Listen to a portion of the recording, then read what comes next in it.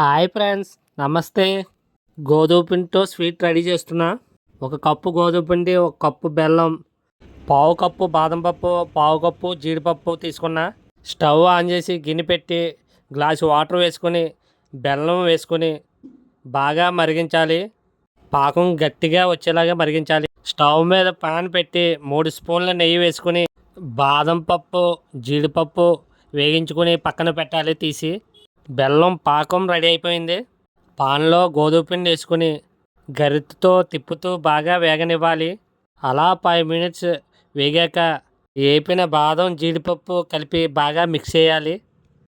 గట్టిగా పట్టిన పాకం వేసి బాగా కలయపెట్టాలి. మళ్ళీ 1 స్పూన్ నెయ్యి వేసుకుని బాగా కలియబెట్టాలి. అంతే, నేను రెడీ అయిపోయింది. నిమిషంలో తయారయ్యే ఈ స్వీటు వారేవా రుచి, ఆరోగ్యకరంగా కూడా.